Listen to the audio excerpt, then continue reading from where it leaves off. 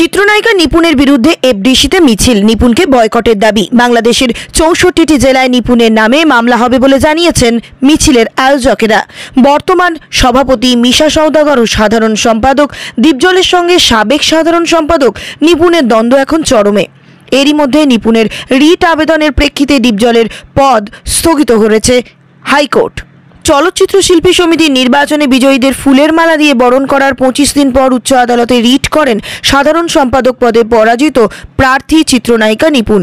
এই রিটের পর সাধারণ সম্পাদক পদে বিজয়ী দীপজলের ফলাফলের উপর 6 মাসের জন্য নিষেধাজ্ঞা দিয়েছেন আদালত। এসব বিষয় নিয়ে বুধবার বিকালে এক সভায় ডাক দিয়েছেন চলচ্চিত্র সংশ্লিষ্ট 19টি সংগঠন।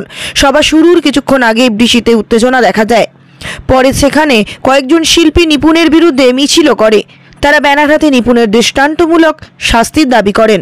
প্রসঙ্গত, গত 19 এপ্রিল চলচ্চিত্র শিল্পী সমিতির 2024-26 মেয়াদে নির্বাচনের ভোট গ্রহণ অনুষ্ঠিত হয়। নির্বাচনে সভাপতি ও সাধারণ সম্পাদক পদ সহ অধিকাংশ পদেই জয়লাভ করে মিশা সওদাগর, মনোয়ার হোসেন দীপজল পরিষদ।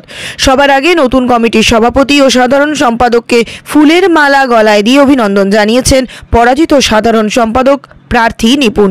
কিন্তু এর 25 দিন পরই হাইকোর্টে রিট করেন চিত্রনায়িকা। আদালতে রিট করার প্রসঙ্গে নিপুণ জানান, ভোটের রাতের অনিয়মের অনেক প্রমাণই রয়েছে তার কাছে।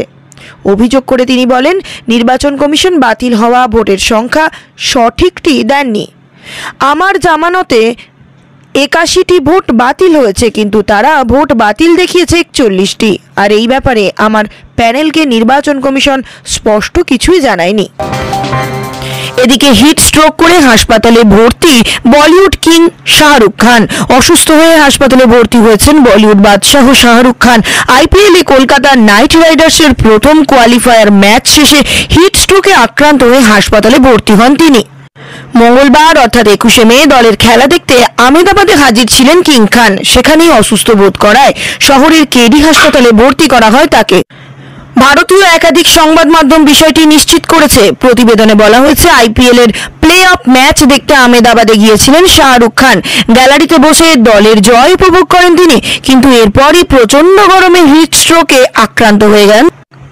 পরে তাকে আহমেদাবাদের কেডি হাসপাতালে ভর্তি করা হয়।